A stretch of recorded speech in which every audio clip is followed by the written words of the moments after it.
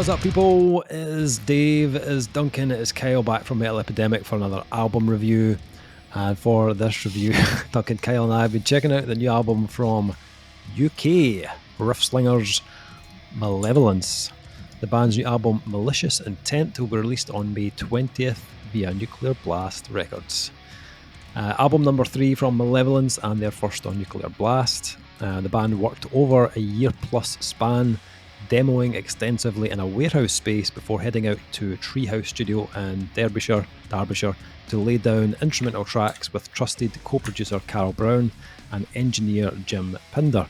Vocals were added by Alex and Con back at the band's facility, allowing the pair to experiment and stretch themselves without the physical and mental stress of a ticking clock. It's a smart move. Yeah. Because everyone knows that has ever been in a band with Dave. The vocals were always recorded at the last second to the smallest fucking window. Exactly. And everyone else got time. And we would just do this, and it was always like, right, we only really have 3 hours left. Didn't even give you that. 3 hours. Go. Like, I'm sure this isn't how this is supposed to work. Yes, it is, Duncan. This is how they do it. I have watched hours and hours of archival footage of bands recording, and the vocalists always get 0 time. That's right. That's how it should be. Get the fundamentals done first, Duncan, then we'll deal with the vocals later. Malicious Intent is a demonstration of strength. It is the next step in the evolution of our band and is the product of hard work and creativity over 2 years of difficulties, lockdowns, and complete upheaval to everyday life. These guys been making waves, pretty big waves recently. Tsunami. They already had a fairly strong following of die-hard fans, but I feel like when this album was announced, and the whole pairing with Nuclear Blast, and then obviously the first single drop, it felt like there was a huge kind of buzz about this release. Mm-hmm. And when you look at the festivals they've played and the bands that they've toured with, Dying Fetus, Duncan, it's no surprise that they are making tons of fans as they go. We've seen these guys live with Dying Fetus, Dave. Correct. I remember when this was when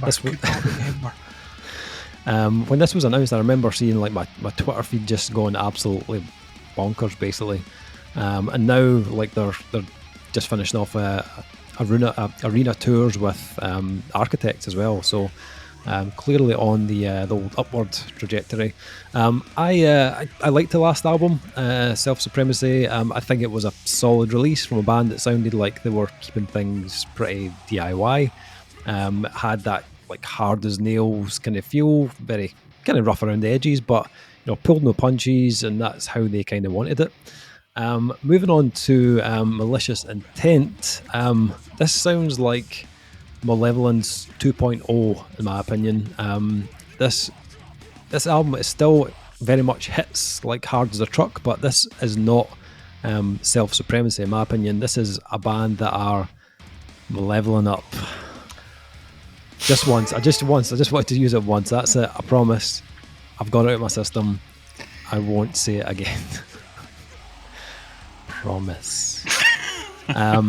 I gave up a night doing something else to do this. No, in all seriousness, this sounds like a band that have put in a ton of work. This sounds far from rough around the edges in all aspects of this release. Firstly, that production is killer. This is the most kind of polished they've ever sounded. Still heavy as balls, but the guitars have got a really nice Pantera-esque metallic thickness to them. Rhythm section sounds really girthy, and vocally this sounds like Malevolence was above the last album. Okay, that was once more. That's it, I promise. I am done with that shit, alright. Sit upon the throne of lies, Dave. Of lies. Production, is the damage. It is modern, it's slick, but it's got a ton of weight. Really, really like the production. Musically, this album is, and it sounds kind of weird, but this is the most accessible Malevolence album they've had by far. I don't think that's not an accurate thing to say, and I also don't think that should put off fans of the band. either. It shouldn't. It just feels weird calling Malevolence accessible, like, because we've seen them live, remember? Yeah. And they are fairly vicious live. But this new album is their most accessible, and it's their most memorable album to date. I think their albums have slowly kind of like started to move in that direction, from Reign of Suffering to now. But and I don't mean they've got like softer or watered down. That I wouldn't say that's the case. This album just feels like an instant good time. Like, as soon as I put it on, I was like, yes, I am so into this. It's not an album that needed like time to grow on me, or has like a multitude of layers that you need like repeated listens to decipher. It's heavy, it's groovy, it's got hooks, and it's musically varied and engaging enough that I wasn't looking at my media player to see how long I had left on this album to go. Like, 37 minutes or something like that. If that, yeah. Doesn't overstay its welcome at all. This has the riffs though. This has the big chest thumping hardcore riffs that are like kind of southern groove infused, like a Hatebreed meets Pantera with a dose of like something like Bloodsimple or Lamb of God thrown in. And those tracks are fantastic. Like they set the pace on fire.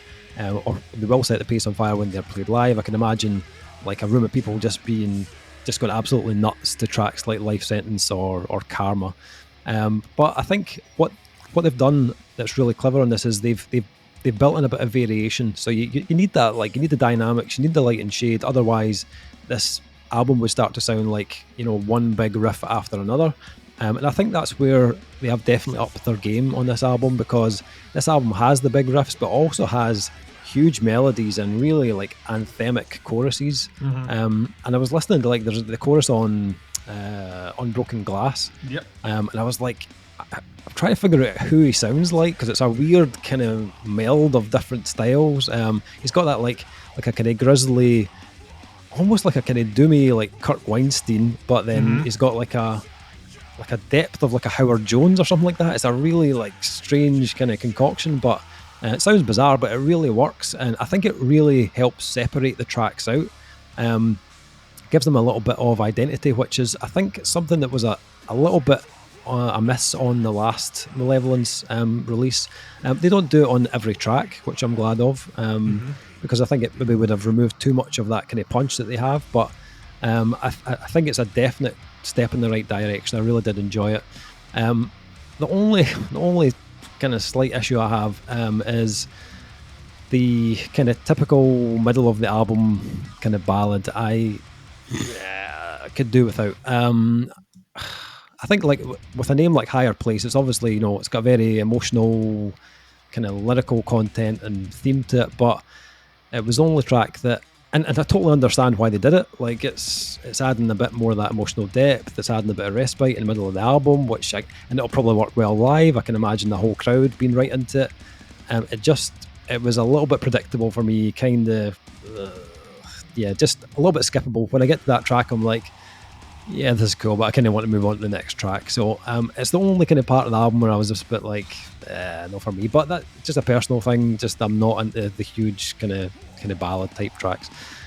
Other than that, not a lot to dislike here. Like, this sounds like Malevolence on top of their game. The songs are very well composed, very well balanced. I love that they have more hooks without losing any of that heaviness.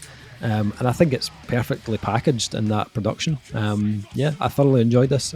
After hearing the single, this definitely lived up to the hype. Duncan, you're a big Malevolence fan. So I'm a dying fetus. What did you make of Malicious Intent? So we did a reaction. We did. To one of their singles, maybe their last single before the album dropped, potentially. We'll just say that. We can lie because it's the internet. No one fact checks anything. So. Life Sentence was the track, I think. And while we were listening to it, Dave, you made an observation. Did I?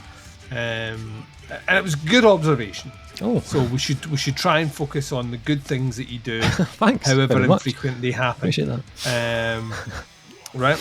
So, and your observation was specifically that there was a little bit of, and you've not mentioned the band because you've given me a gap, because you mentioned everything in the periphery but not mentioned the band. Throwdown was the example you used. throw down American hardcore band. Shades of the not quite metalcore, more hardcore, but they had those bits. Yeah. And they were a band who you could very easily predict album on album what they would sound like. Mm-hmm. And then they released Venom and Tears, and for whatever reason, and it might have been lineup changes, I don't know, that album came out and it was Pantera-tastic, right? Mm-hmm. And that's kind of their sound from then onwards. They just had these huge southern grooves, which were not in their music before. Vocally, there was a kind of a more kind of almost kind of dry Kill Logic meets Phil Anselmo sort of Brundlefly melding. And to me, they became an instantly more interesting band because there was loads of bands doing what they were doing before. Wasn't many bands doing what they went on to do, which is really interesting about where these guys have went, because lots of bands doing what they were doing before. And with Throwdown really not putting out much now, not a lot of bands doing what they're doing right now. Yeah. And that, especially from this part of the world, from the UK, there's not a lot of bands that can meld in that, you know, that kind of powerful head stomping hardcore with actual real grooves and a real southern swagger, and at the same time melody that is incredibly hooky without sounding saccharine. Mm-hmm. The melody on this album still has edge and grit to it, which I love, because anything out with that, too polished or too clean, would actually become a bit of a distraction. And they've kind of played into strengths. A lot of that comes out of, and I'm glad that we've got clarification on how they approach the vocals. That comes with time. That comes with, let's try it again. Let's try it again. How does that sound? Let's try it in this range. Let's try changing that note up. It's trial and error, and I think their best version of that has made the album here. I think this is a great album. It has, like you were talking about, kind of chest thumping, like production. It really, really does. Like when you listen to this, you just fucking want to stomp around your house. It's kind of awesome. It's proper pit music, but at the same time, it's pit music that's been elevated. I think a lot of that comes with, obviously, their move on to Nuclear Blast. Nuclear Blast is a great way, specifically now in the last couple of years, of taking bands and just making them commercially more interesting without necessarily diluting the sound. And that's a difficult thing to do. It really, really is. It'd be so much easier to cater to, well, the aforementioned Architects that we mentioned, where you mentioned they're on tour, are a band that have specifically changed their sound to cater to selling albums. Malevolence have not, weirdly. They've incorporated the elements, but at no point would I say, oh, this is the album they sold out on. Like, even because there's melody and there's a ballad on it, which I actually really enjoyed. I don't know what's going on with Dave. He has no soul. Skippable. I'll skip you. I don't even know what that means. But yeah, like, to me, the kind of success story of this album is that they have somehow managed to create something that doesn't compromise the core, that adds value, melody, and richness on top of that, and makes them sound like headlining act. Like, this is a band that have, to me, from this album, went from kind of, you know, relatively decent sized club headlining act now to like a bigger venue band. Like in one album they've just done that. And that's kind of exciting. That we've talked about how the UK seems to be, there's something in the water, clearly, because all the bands just seem to be leveling up at the moment, and they all seem to be doing it malevoling up. They all seem to be doing it you're very welcome, all around the same time. And that's, I don't know if that's just everyone had 2 years where nothing was really happening, so it gave them time to actually concentrate on that, or whether that's just there's more confidence going around because the bands around you are doing really well, so people are kind of pushing themselves to succeed, or whether, like our good buddy Jakob mentioned about the Danish scene, this is already there, it's already been happening, we just have a greater spotlight on it, and, you know, more attention placed. this is kind of feels on some level like it's an album of giving one song to the old school fans and one song to the fans that will come across to the newer sound and the ones that will come in. For every track that doesn't contain melody and really hits the roots of that kind of hardcore swagger, there's one that has that gritty melody and something else going on, and it's almost a 50-50 split on the album, which I think is perfect. I actually even think the placement of the songs is kind of great. And you're right, when you go from Malicious Intent, which is ostensibly just like a kind of introduction to the album, so to speak, and through Life Sentence, which is, you know, all power, all swagger, and then you get hit with that first big dose of melody on Broken Glass. At that point, I was like, yeah, this is doing it for me right now. And the album just continued to do that. A couple of great guest appearances on it as well, which I thought worked incredibly well. It's just a really memorable, really catchy, really heavy fucking great album. And I think they've nailed it on this one. I think as like debuts on our new label go, they've come out the gate fucking swinging. And I cannot wait to see how this elevates them, because it will. There's absolutely, even if they're touring with the Architects right now, that's like that's much more eyes and ears on that band than they would ever get, even just signing to Nuclear Blast. So I expect big things from them this year. I think they fucking earned it. Yeah, for sure. So I think it's a great album. I think it's like you say, Dave. It's a no-brainer to spin, and you can spin it as many times as you want. You will not get sick of this at all. Yep. Kyle, what are you thinking about Malicious Intent? Honestly, quite a lot the same as what you guys said. Nice. It's a varied album for sure. I was expecting, so I mean, I've heard a few Malevolent Intent songs before, and I was expecting more of the same, but it's really not. I mean, it's got that still, like you said, it's got that still. It goes back to the roots more often than not. Well, about 50-50, yeah. But I mean, it's got some great riffs in there, like Still Waters Run Deep. That track, that riff, that was like, yeah, man. I enjoyed that one a lot. I'm with Dave on the ballad. Oh, the ballad haters unite! I swear to God, fucking hell! On one side, it's good to hear them have a different side, but it was a little bit like, okay, you could have just mixed that in with some of the songs instead of just having a whole song of we can sing, guys. I kind of felt like there was enough melody and clean guitars on the rest of the album. They didn't need that ballad. I really didn't think they needed it. It's just like, it's strange. A weird concept. Sometimes bands write songs from themselves and not you. Come on. Selfish. Malevolent cunts. That's what you are. Is that for themselves though? Is it for themselves? Right in the middle of the album. Right in the middle, right in that separating point between the heaviness and the next stuff that you get. That is called good album placement. They could like, if you want to be predictable, you put that as the last song, which they didn't do. Well, I suppose that would have been more predictable. 100%. So, curveball, motherfuckers. But I'm glad you're back, Malevolent. I remember. I'm still glad they did, because I'm glad I've heard the softer side of Malevolent Intent, and it was not unpleasant, but it was a bit like, well, okay, it was a bit predictable, is all. That's it. You're predictable. I am, yeah. I really am. I'm just going to descend into childish insults. So's your face. My face is the most predictable thing you've ever seen. You know exactly where the eyes are, where the nose is. Let's talk production here. Somehow out with talking about how give you production. Yeah, that's better. Let's talk production. We're kind of we're skirting around it. We're mentioning things like Stomping, but I thought it was really well produced. Really well produced. I like it. I will halfway agree with that. Oh no, Kyle! Why did I do it? Guitar tones, yes. Bass tone, yes. Vocal tones, yes. Drum sample tones, very fitting for the band. But I just wasn't a fan of the editing. Yes. That's it. That's a yes. That's it. They've got like all the choppy. They got all the choppy editing and like everything's time aligned. It just turns me right off. I'm like, oh come on, it's metal. You should be able to play your fucking instruments and not have them edited to death in the studio, which I know they can because I've seen videos of them playing live. So I do not get why they do it in the studio. But the great live song with Dying Fetus. Exactly. Dying Fetus can tell me.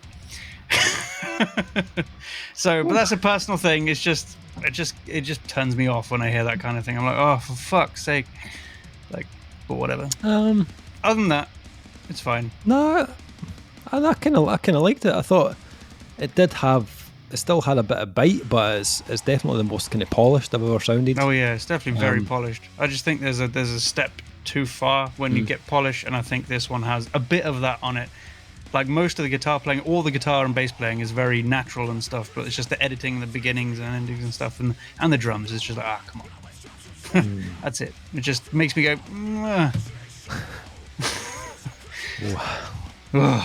come on. But that's just me. You know it. I'm not going to get into it. We know it. Okay, so ratings for Malicious Intent by Malevolence. This is kind of what I hoped for when I heard Life Sentence, the track we reacted to. As you said, Duncan, this is an album full of pit anthems, and I think it shows clear progression in a band that are clearly hungry for it. So I wish them all the best. It's a 4.5 from this guy. Duncan, what are you thinking?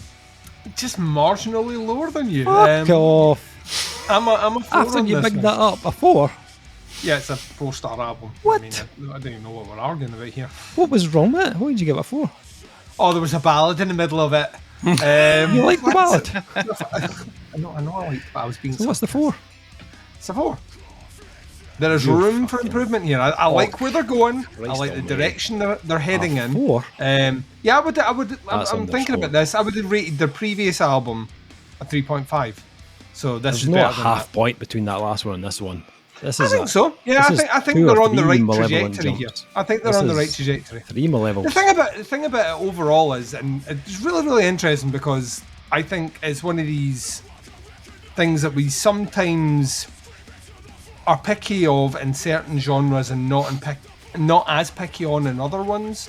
There isn't necessarily anything on here I haven't heard before. No, not at all. But I think it's done well. well I think it's done well, but I think there's more in there. I think this band honestly have a 5-star album in them. I've just not heard it yet. And I think 4 out of 5 is a fucking great review. That's 8 out of 10. So stand by that grade. It's a wee bit light. Okay, Kyle. Watch this. Kyle will go 3.5 and do like 3.5 out of 5. There we go. There's no argument from Dave. I'll carry on, and he just picks me up on shit. Hey man, it's just not for me, okay? You liked the album. I did. You But those drums, they're just fucking... Dave said. You didn't like the ballad, and you weren't overly huge on the production, but... Yeah.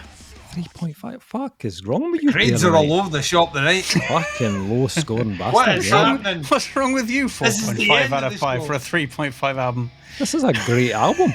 It's a great album. 4 out of 5 is a great score. Underscored. Once again, that's 80%. That's top level if you're at university. You get 80%. That's changed. Goddamn merit. Malevolence. I'm sorry, guys. I'm sorry about that. I really am. I'm sure they're crying over Metal Epidemic. Apologise on behalf of these two idiots that are underscoring your album. I'm really sorry. Malicious Intent is out on May 20th on Nuclear Blast Records. Let us know what you think. Tell me why they're wrong, because they clearly are. Links below to the Facebook, to the pre-order. There's a bunch of singles out already. Check them out and let us know what you think of the album. Thoughts below. That's the review. Thanks for checking it out. We'll be back with another review very soon, but until then, take care. Speak to you soon. Bye, everyone. Saying that, Malevolent Intent are telling every metalcore and hardcore band out there. You keep calling them Malevolent Intent. Malevolence. Malicious Intent's the name of the album.